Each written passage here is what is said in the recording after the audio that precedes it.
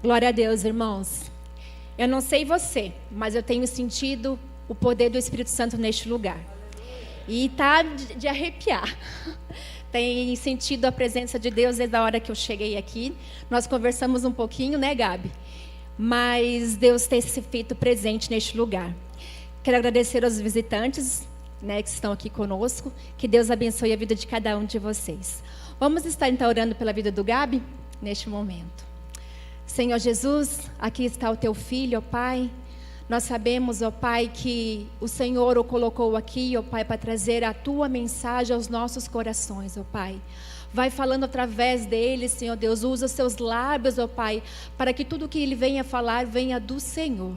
Toma o teu servo agora, ó Pai, conduza ele, esteja com ele, tirando todo o nervosismo, Senhor Deus, e tudo que ele venha falar, ó Pai, seja para a nossa edificação, ó Pai, para a edificação do teu nome, nós colocamos na tua presença agora, em nome de Jesus. Amém. Amém. Deus te abençoe, filho. Amém.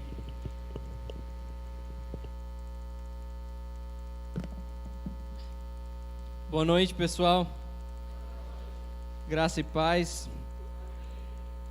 Eu fico muito feliz de, pela primeira vez, estar trazendo a mensagem num domingo. Isso significa muito para mim.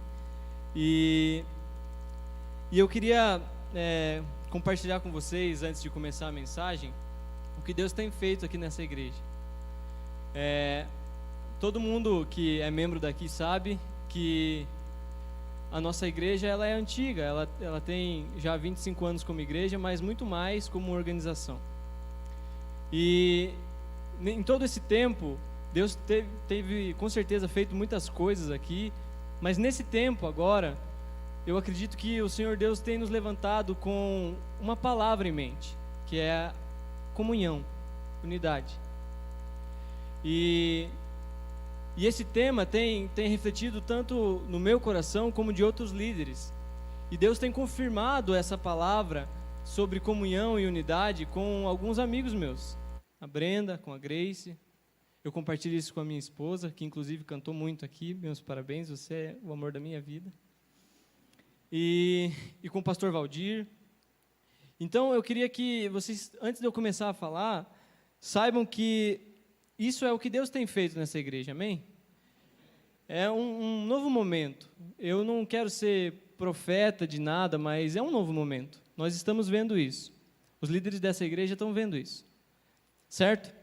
E eu queria fazer uma ilustração para a gente começar aqui e que vocês pensassem comigo em um homem que estava num navio e esse navio, lá pelas tantas do mar, do oceano, ele naufraga, todo mundo morre, menos esse homem. Ele fica desacordado, vagando pelas ondas, até que chega numa ilha deserta, e a onda traz junto com ele uma Bíblia, que foi a única coisa, além dele, que restou da fúria do mar. Esse cara, a princípio, não quer ler aquilo, mas vai lá, tenta sobreviver e tal. Mas como ele passa muito tempo naquela ilha, ele começa a ler aquela palavra. Ele pega o Novo Testamento e ele devora o Novo Testamento diversas e diversas vezes, e ele aprende uma coisa. Ele aprende que existe algo que Jesus instituiu depois que ele subiu aos céus, que se chama igreja.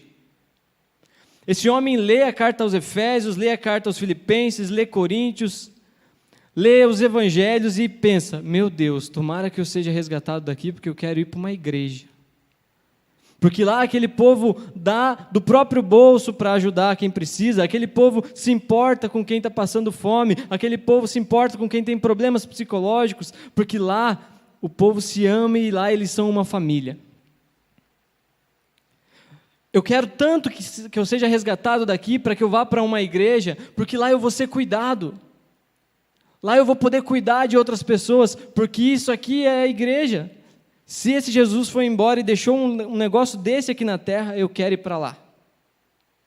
Aí esse cara é resgatado. E ele vai para Pipe de Araucária. Será que esse cara vai encontrar isso aqui?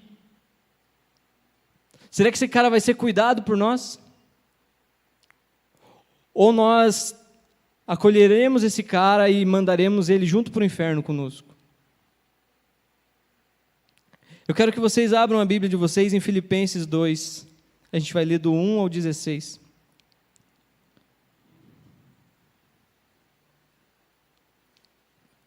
Vai ser projetado aqui, quem não tem Bíblia, pode ler aqui, vai ser na mesma versão que eu vou ler.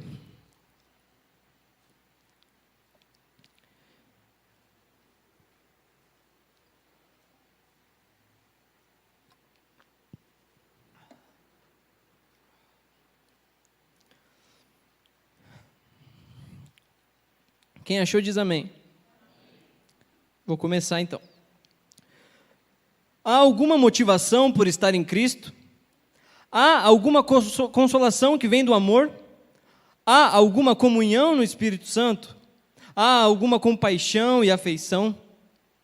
Então completem minha alegria, concordando sinceramente uns com os outros, amando-se mutuamente e trabalhando juntos com a mesma forma de pensar num só propósito. 3. Não sejam egoístas, nem tentem impressionar ninguém. Sejam humildes e considerem os outros mais importantes que vocês. Não procurem apenas os próprios interesses, mas procurem também os interesses alheios. 5. Tenham a mesma atitude demonstrada por Cristo Jesus, que, embora sendo Deus, não considerou que ser igual a Deus fosse algo que devesse a se pegar. Em vez disso, esvaziou-se a si mesmo e assumiu a posição de escravo, e nasceu como um ser humano. Quando veio em forma humana, humilhou-se e foi obediente até a morte, e morte de cruz. Por isso, Deus o elevou ao lugar de mais alta honra e lhe deu o nome que está acima de todos os nomes, para que, ao nome do Senhor Jesus, todo joelho se dobre, nos céus, na terra e debaixo da terra.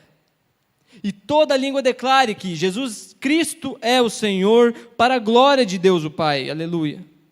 Quando eu estava aí, meus amados, vocês sempre seguiam minhas instruções. Agora que estou longe, é ainda mais importante que o façam. Trabalham com afinco a sua salvação, obedecendo a Deus com reverência e temor. Pois Deus está agindo em vocês, dando-lhes o desejo e o poder de realizar aquilo que é do agrado dele. Façam tudo sem queixas e nem discussões, de modo que ninguém possa acusá-los. Levem uma vida pura e inculpável. Uma vida pura e inculpável como filhos de Deus, brilhando como luzes resplandecentes, num mundo cheio de gente corrompida e perversa. Último versículo. Apeguem-se firmemente à mensagem de Cristo e da vida. Então, no dia em que Cristo voltar, eu me orgulharei de saber que não participei da corrida em vão. Pessoal, o que está acontecendo aqui?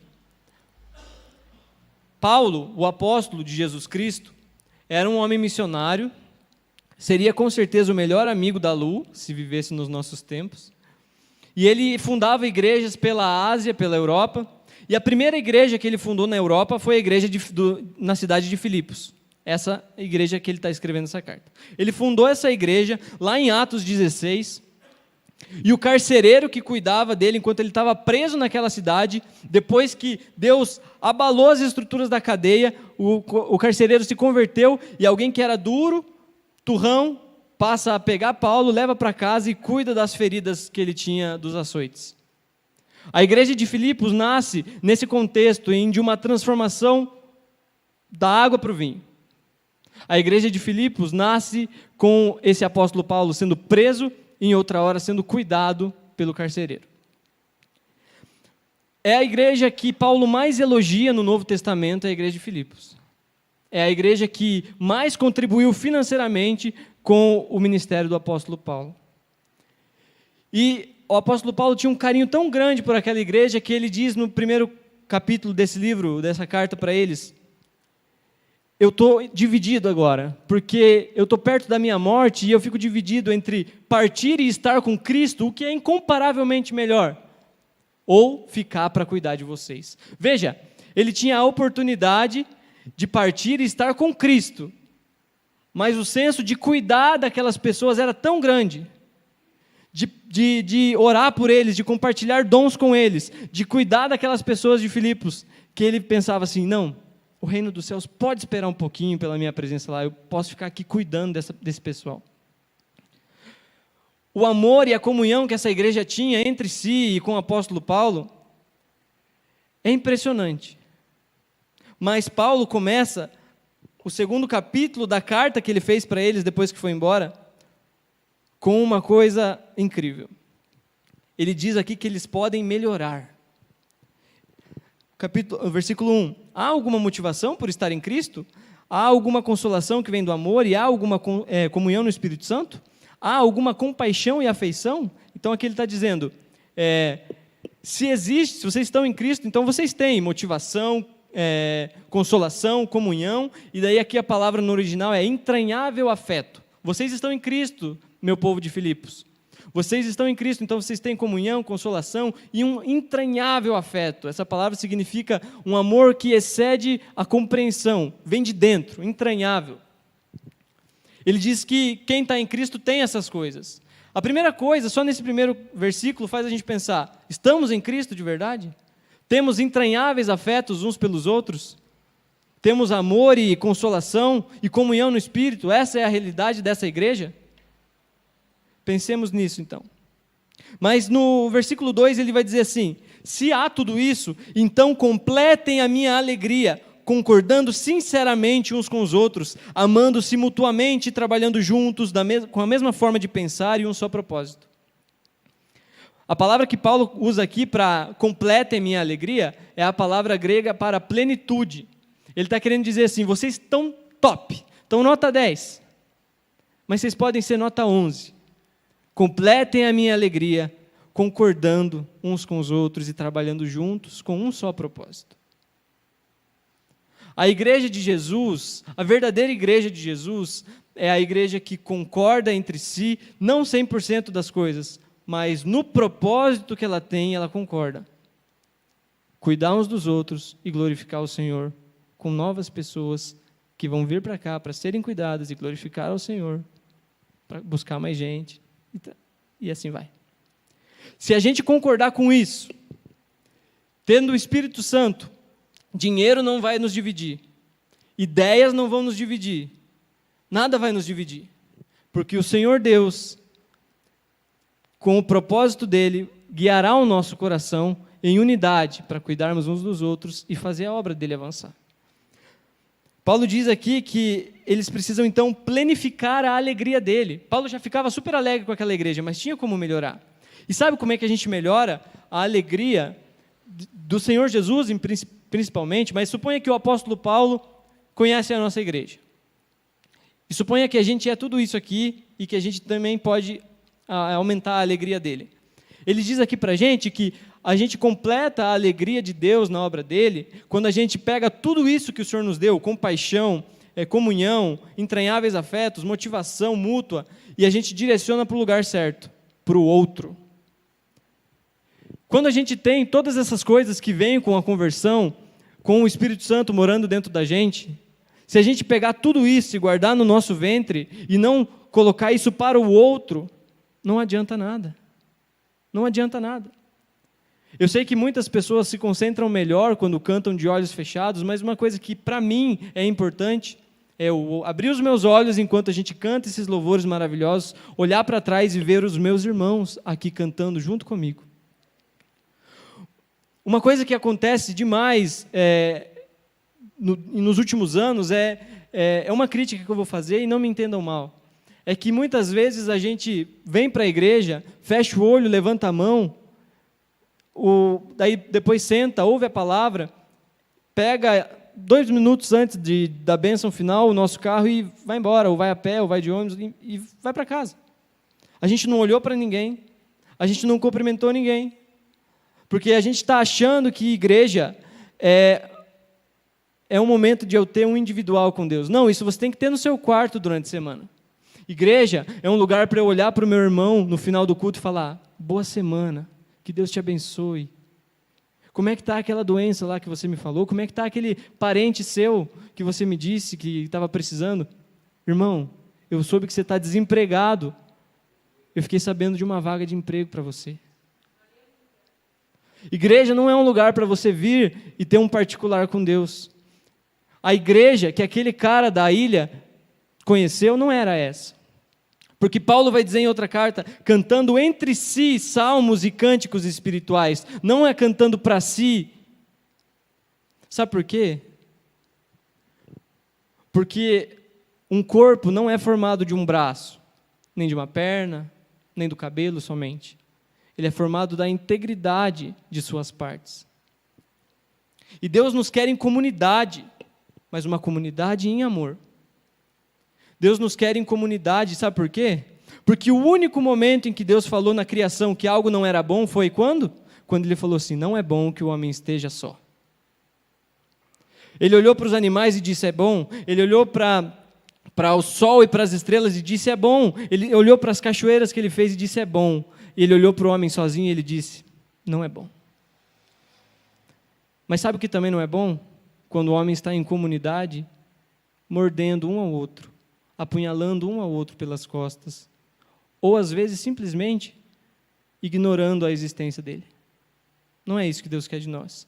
Versículo 3 e 4 nos diz que é importante que nós não sejamos egoístas. Não sejam egoístas, nem tentem impressionar ninguém. Sejam humildes e considerem os outros mais importantes que vocês. E não procurem apenas os próprios interesses, mas procurem também os interesses alheios. Gente, a gente não faz isso nunca. Eu não faço isso. Olha o que, quando Paulo fala, vocês têm que entender, e eu também, é que quando a Bíblia está dizendo algo, não é somente Paulo que está falando, é o Espírito de Deus. O próprio Deus fala aqui, e se ele falou, é o quê? Mandamento. Não sejam egoístas e tratem os outros como mais importantes do que vocês. Isso é mandamento também, está na Bíblia. Mas a gente nunca trata os outros como mais importantes do que nós. A gente sempre está atrás dos nossos direitos. A gente sempre está atrás de, nossa, esse louvor dessa igreja não é bom o suficiente para mim, acho que vou procurar outro. Nossa, esse pastor prega tão mal, acho que vou procurar outro. Nossa, aquele irmão lá não me cumprimenta nunca. Não é possível. Nossa, mas esses bancos aqui já estão velhos. Nossa, e a gente reclama uma coisa atrás da outra. Porque a gente acha que os nossos interesses são mais importantes. Mas quando a gente para de olhar para os bancos, para de olhar para o louvor, para de olhar para a pregação e começa a olhar para o outro, aí sim a gente está sendo igreja. Aqui, a forma de não ser egoísta, a primeira delas é que ele fala para a gente não ser vaidoso, ou seja, sejam humildes. Em outra tradução vai dizer que a gente não tem que impressionar ninguém.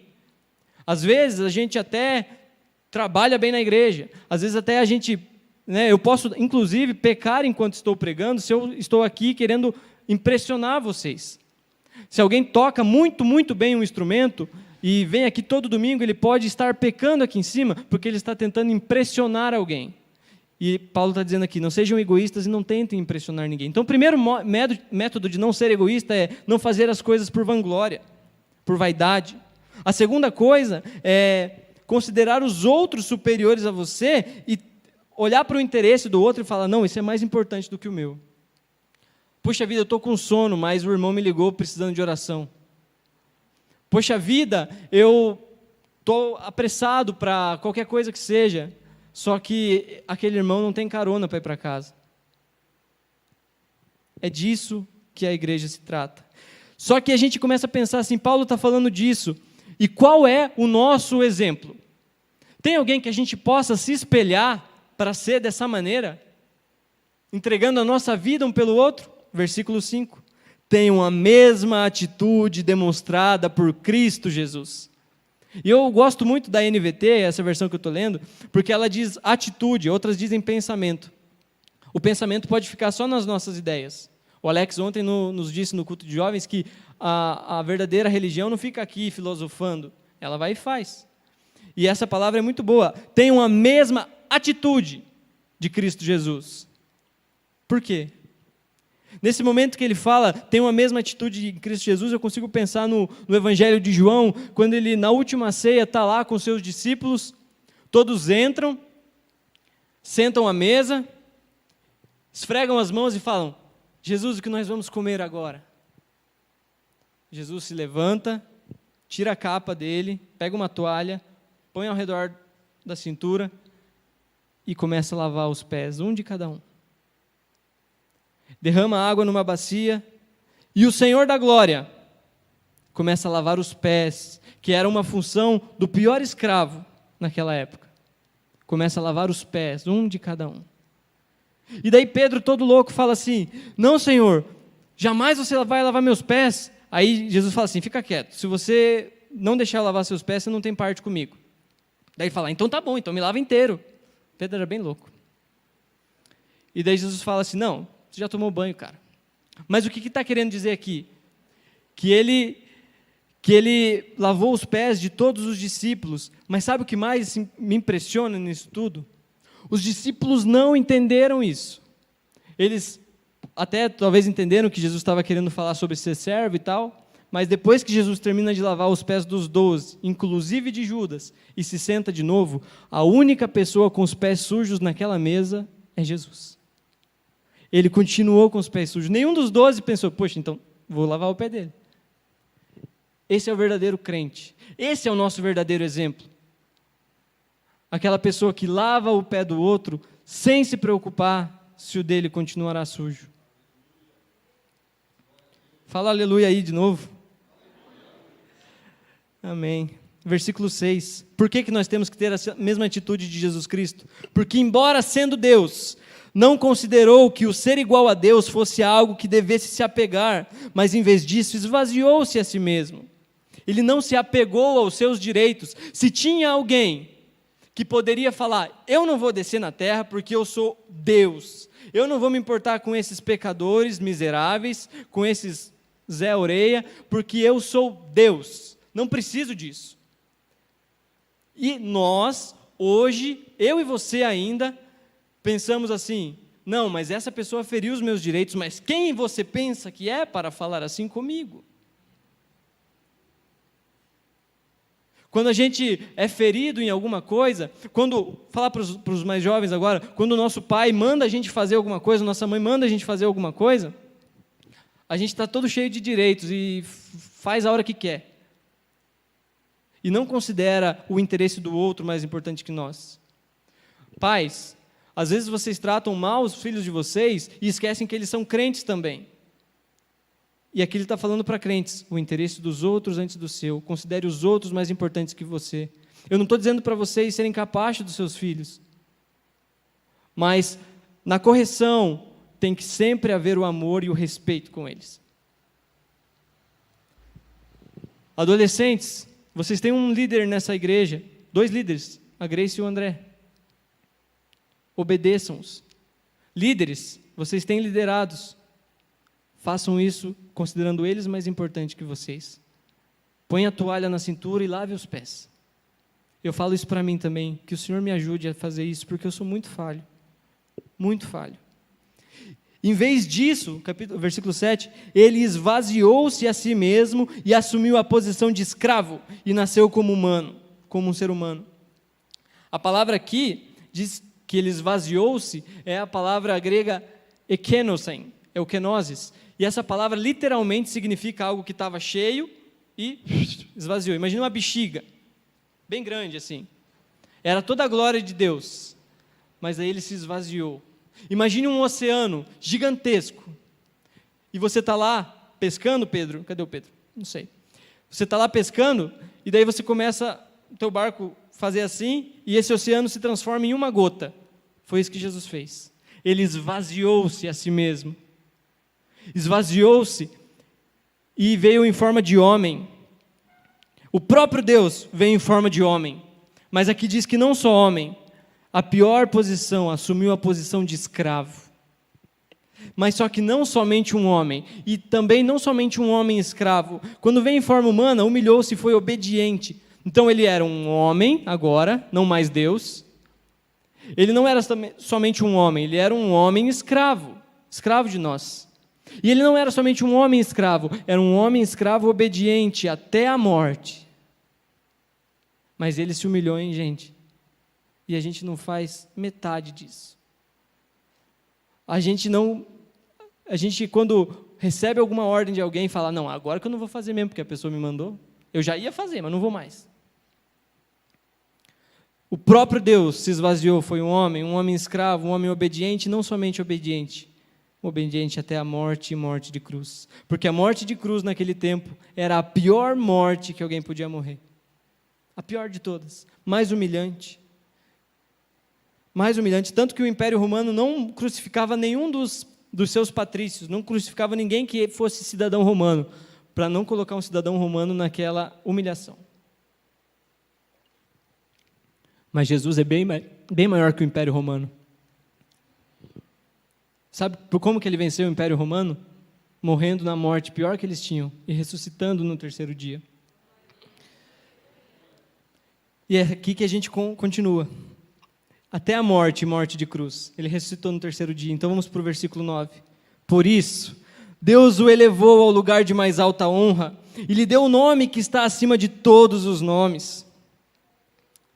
Esse homem que era escravo, agora nesse momento, depois da sua ressurreição, está do ladinho de Deus.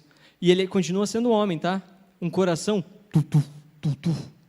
bate ao lado de Deus agora. Um homem de carne e osso está do lado de Deus agora. Mas antes ele foi humilhado. E para que ao nome de Jesus todo joelho se dobre, nos céus e na terra e debaixo da terra, e toda língua declare que Jesus Cristo é o Senhor, para a glória de Deus Pai. Muito legal, porque no Novo Testamento em grego, a única parte que está em maiúsculo, todas as letras é essa aqui. Para que toda língua declare que, maiúsculo, Jesus Cristo é o Senhor. É muito bom. Jesus Cristo é o Senhor, mas antes ele foi servo. Só que agora que ele é o Senhor, eu tenho uma coisa para dizer para vocês. E principalmente para quem se acha arrogante. Quando Jesus voltar, toda a arrogância que você teve aqui na terra e que eu tive, vai ser igualada com aqueles que foram humilhados por nós, porque todos nós estaremos de cabeça baixa, com os joelhos dobrados, com a cara no pó, dizendo a mesmíssima coisa: Jesus Cristo é o Senhor. Adianta ser arrogante e correr atrás dos próprios direitos nessa terra, se daqui a pouquinho eu e você estaremos de joelho, com a cabeça no pó, dizendo: o único que merece é Jesus Cristo, o Senhor. Somos todos iguais, ou pelo menos seremos um dia. E não queira estar de cabeça baixa, chorando, arrependido, por favor. Todos nós confessaremos ao Senhor. Porque quem chama Deus de Pai, não escolhe irmão. Às vezes a gente acha que sim. Às vezes a gente acha que pode chamar Deus de Pai, mas dizer que fulano de tal, não, esse eu não me associo. Quando eu nasci da Solange, que está bem ali, e do Ricardo, que não está aqui, eu fui o primeiro. Mas depois veio Samuel. Ele não podia mais escolher eu como irmão. Eu já tinha nascido. E quem nasce de Deus, não escolhe irmão, gente. A gente precisa ser humilde. E não somente ser humilde, amar os nossos irmãos. E ele vai dizer aqui no próximo, no 12, quando eu estava aí, porque isso aqui, não vamos esquecer que é uma carta de Paulo. Ele fala no 12 aqui: quando eu estava aí, meus amados, vocês sempre seguiam as minhas instruções. E agora que eu estou longe, é mais importante ainda que o façam. Trabalhem com afinco a sua salvação, obedecendo a Deus. Ele faz um jogo de palavras bem legal aqui. Essa parte que ele fala sobre Jesus é uma música, na verdade. Uma música que Paulo cita. Os primeiros cristãos cantavam essa música. O que, abrindo um parênteses, me faz pensar. Paulo trata um problema prático na igreja com teologia da mais pesada. E às vezes a gente tem aversão a estudar com verdade a Bíblia, a ver as grandes verdades da Bíblia para resolver os problemas. Às vezes a gente acha que pastor é psicólogo. Não, os psicólogos são psicólogos e eles têm o seu valor. Pastor fala da palavra, para a pessoa saber que ela tem problema e procurar um psicólogo. Pastor não é psicólogo. O pastor tem que orientar os problemas práticos da igreja com Bíblia. Fechei o parênteses aqui. Então, ele vai fazer um jogo de palavras aqui, que é o seguinte: sejam obedientes a Deus, obedecendo a Deus com reverência e temor. Lembra que ele falou que Jesus agora há pouco foi obediente?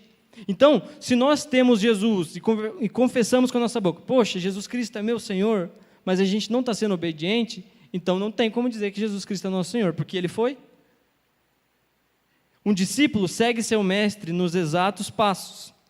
E se Jesus foi obediente e humilhou-se, e eu não sou obediente e não me humilho, eu não sou discípulo de Jesus. Você não é discípulo de Jesus se acontece isso. Obedecendo a Jesus com temor e tremor. Aí você deve estar pensando agora, Gabriel, mas é muito difícil. Não, na verdade é impossível fazer isso. É impossível colocar os interesses do outro acima dos meus. É impossível procurar considerar o outro mais importante do que eu. É impossível, não consigo. Às vezes eu consigo uma semana, no sábado já ferro tudo de novo, não consigo. É impossível. Mas Paulo vai usar uma coisa muito legal aqui. A primeira palavra do versículo 13 é pois. E essa palavra no grego aqui se refere ao que ele disse logo anteriormente. E ele vai dizer assim, obedecer a Deus nisso tudo que eu falei, em ser obediente, humilde, tal, não é por vocês, não é por sua força própria, porque Deus está agindo em vocês e dando-lhes o desejo, mas não somente o desejo, o poder de realizarem tudo aquilo que é do agrado dele. Eu realmente não vou conseguir jamais tratar a Samanta mais importante do que a mim, o tio Dani mais importante do que a mim, a Fernanda, minha mulher, mais importante do que a mim. Nunca vou conseguir. Mas Deus está trabalhando em vocês e dando-lhes esse desejo. Deus, quando entra no nosso coração, a partir do momento que aceitamos Jesus, não só nos dá o desejo de fazer isso, porque se Ele desse o desejo somente, nós não conseguiríamos. Ele dá o desejo e o poder de realizar tudo aquilo que é do seu agrado. Outra versão vai dizer, Deus é quem opera em vocês, tanto querer quanto realizar. É isso que essa passagem significa. Então confie no Senhor. Quem não entregou a vida a Jesus ainda, mas quer viver nessa família, entregue o coração ao Senhor agora. E fala assim, Deus, eu quero ter esse desejo de tratar os outros melhor. E não só o desejo, o poder. E no 14 ele começa de novo descendo a lenha. Façam tudo sem queixas e nem discussões. Quem já veio na Assembleia? Quem já veio? Mas Deus nos dá essa força. Deus nos dá essa força. E a palavra que ele usa aqui para queixas e discussões é uma argumentação de disputa, uma disputa argumentativa. Às vezes a gente gosta de vir na Assembleia, né, ou numa roda de amigos ali para conversar sobre as coisas da igreja, e a gente e eu falo por mim também, principalmente por mim, a gente é todo cheio de querer argumentar e disputar argumentos sobre estou certo ou não, mas Paulo disse aqui, e quando ele disse, está escrito na Bíblia, é palavra de Deus, amém? Façam tudo sem queixas e nem discussões. Isso é ordem. Ordem para mim e para você. Portanto, se a gente não faz, a gente está pecando. Versículo 15, o penúltimo, já estou acabando. Ele diz assim, de modo que, também se referindo ao que ele disse anteriormente, quando a gente faz tudo sem queixa, entendeu que Jesus é quem opera em nós esse querer e realizar, entendeu que Cristo se humilhou e entendeu que a gente precisa tratar os outros com mais importância do que nós, de modo que ninguém possa acusá-los, levem uma vida pura e inculpável como filhos de Deus, brilhando como luzes resplandecentes no mundo cheio de gente corrompida e perversa. Sabe como é que o mundo vai ver que eu e você somos crentes? Não quando a gente faz uma célula e enche de gente descrente, mas quando essa pessoa vem na nossa casa me visitar e vê como eu trato minha mulher. Paulo está falando sobre união, sobre se importar com o outro, e diz assim, de modo que ninguém possa acusá-los e vocês sejam luzes no meio de uma geração corrupta. O modo mais eficiente de evangelismo é eu amar você, André, e você me amar de todo o coração até o ponto de eu morrer por você, se for preciso. Aí o visitante vai vir aqui e vai falar, é aqui mesmo. Porque a palavra que ele usa para corrupta aqui é torta. Quem lembra do homenzinho torto, que a Bíblia encontrou e tudo que era torto, Jesus endireitou? É essa palavra que ele usa. Vocês vão ser luzes no meio dessa geração torta. Quando eu amo vocês, e quando vocês me amam, não só de palavras, mas de ações, financeiramente, psicologicamente, emocionalmente, quando eu venho para a igreja e não me importo somente com os meus interesses, Não vou embora antes do culto acabar e cumprimento os outros para saber como eles estão. Ligo durante a semana para saber como os meus irmãos estão. Quando eu faço isso, o mundo vai olhar para mim e vai falar: cara, que luz é essa? Eu estava torto e nem vi, porque estava no escuro. Esse cara vive a Bíblia, então eu me endireito e quero ser como ele. É isso, a união, a koinonia, a nossa comunidade se amando, vai colocar luz para o mundo. Com todo respeito, pastor Douglas, com todo respeito do mundo, nossas células jamais crescerão se nós não nos unirmos primeiro. Temos que nos unir, aí a célula vai ser a melhor de Araucária. Temos que nos unir aqui, porque pode vir mais gente para a igreja com célula, pode vir mesmo, mas essa pessoa chega aqui, se torna membro, pela primeira vez ela está vindo numa assembleia de domingo, e daí ela vê que aqui rola um quebra-pau, que adiantou essa pessoa virar membro? Domingo que vem vai ter assembleia. E peço em nome de Jesus que essa palavra ainda esteja no seu coração até domingo. E vamos terminar agora, voltando para nós e para os filipenses. Paulo diz assim: apeguem-se firmemente à mensagem da vida.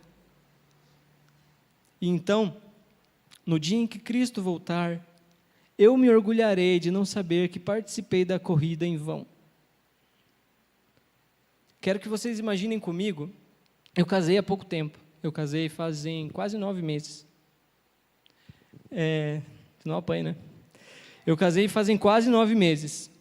Imagina que eu lá me preparando, tentando ficar menos feio ali, pouco antes do meu casamento no cartório, e daí eu chego lá no cartório, e a Fernanda está no chão, sangrando, toda cortada, e daí eu pergunto para alguém que estava lá: meu Deus, mas o que foi que aconteceu? A pessoa vai falar assim: a Fernanda estava se batendo, se cortando, se machucando, se jogando no chão. E eu encontrei a minha noiva toda despedaçada, porque ela se bateu. Será que Jesus Cristo, quando vier buscar a sua noiva, como que vai encontrar? Será que ele vai encontrar a noiva brigando consigo mesmo? Será que Jesus Cristo, quando chegar aqui para buscar a sua noiva, vai encontrar ela como? A gente não pode se bater entre nós, gente. A gente tem que se ataviar para o noivo. E ele está vindo. A gente tem que estar bonito para o noivo. E Paulo vai dizer assim: contudo, no 16, apeguem-se firmemente à mensagem da vida. Então, no dia em que Cristo voltar, eu me orgulharei de saber que não participei da corrida em vão e não trabalhei inutilmente. Imagina só, Jesus voltou. Todo mundo que está aqui foi para o céu, amém? Beleza, todo mundo foi para o céu. Com perdão da comparação, imagina lá aquele desfile lá, aquele sambódromo. Desculpa, pelo amor de Deus, por usar essa palavra, mas imagina uma passarela de desfile, e lá na plateia tá os santos assim, Abraão, Isaac, Jacó, Paulo e Jesus, um do ladinho do outro, assim, ó, de braço cruzado. E a gente passando assim, ó, tudo com a coroa da vida. Tudo com a coroa da vida. Jesus está assim, do lado de Paulo, e ele cutuca Paulo assim e fala: ei Paulo, aquele povo lá leu a tua carta aos filipenses, aqueles que estão vindo atrás dele são os filipenses. Mandou bem, hein? Eu te ajudei. Tua corrida não foi em vão não, Paulo. É isso que ele está pedindo aqui.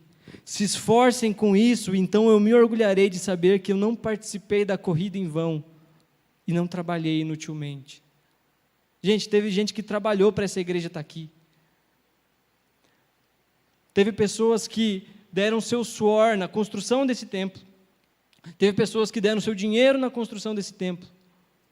Houveram pessoas que foram expulsas dessa igreja, mas trabalharam por ela. Houveram pessoas em que foram muito felizes no tempo que passaram aqui, também trabalharam por ela. Falo agora não aos filipenses há 2000 anos atrás, mas à PIB de Araucária, incluindo a mim. Quando estivermos lá passando, e Deus encostar no pastor Douglas assim, no pastor Mário, no Pedro Paulo, no Jackson, em todos os que passaram por aqui, será que Jesus vai poder dizer assim, vocês não correram em vão não, valeu a pena? Será?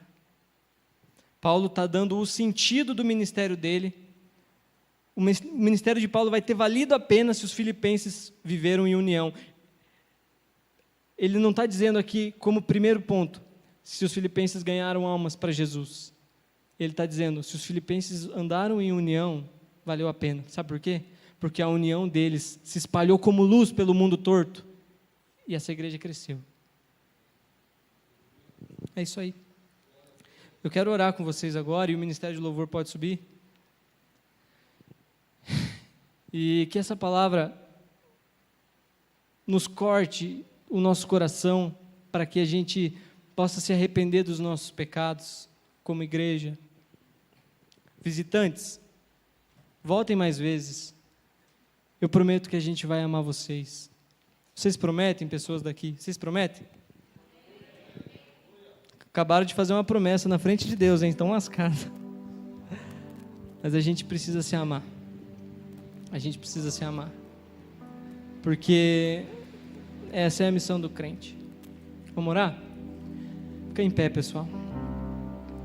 Senhor Deus, primeiro eu quero te pedir perdão por mim e pelos meus irmãos, membros da PIB de Araucária. Por todas as vezes em que nós não fomos unidos o suficiente. Não brilhamos como luzes no mundo o suficiente. Não consideramos os outros mais importantes do que nós o bastante. Perdão, Pai. Perdão. Perdão por todas as vezes que a gente veio para a igreja e durante o louvor não olhou para o lado, só pensou nos próprios problemas, domingo após domingo após domingo. Perdão, Senhor Deus, porque muitas vezes na nossa casa, com as pessoas descrentes, nós não fomos luz para eles, e não tratamos nem eles bem e nem os da igreja. Sempre estamos correndo atrás dos nossos direitos. Perdoa, Senhor Deus, as vezes em que a gente reclamou dos atributos da igreja, da técnica do louvor, da pregação de algum pastor daqui. Perdão, Senhor. Perdão porque a gente é tão egoísta, tão mesquinho, quando a gente tem Jesus, que mesmo sendo Deus, não considerou ser igual a Deus algo a que devesse se apegar. Antes, humilhou-se e esvaziou-se a si mesmo, tomando forma humana, e foi obediente até a morte, e morte de cruz. Perdoa, Senhor. Nós não somos nem um pouquinho parecidos com Jesus, mas cremos, e essa é a boa notícia, nós cremos que é o Senhor que opera em nós o querer e também o realizar, o poder de realizar isso. Move essa igreja para esse novo tempo. Move essa igreja para esse novo tempo e nos perdoa em nome de Jesus. Amém? É nóis. Continue de pé, vamos cantar mais uma canção ao Senhor. Nós gostaríamos que vocês refletissem nas palavras dessa canção.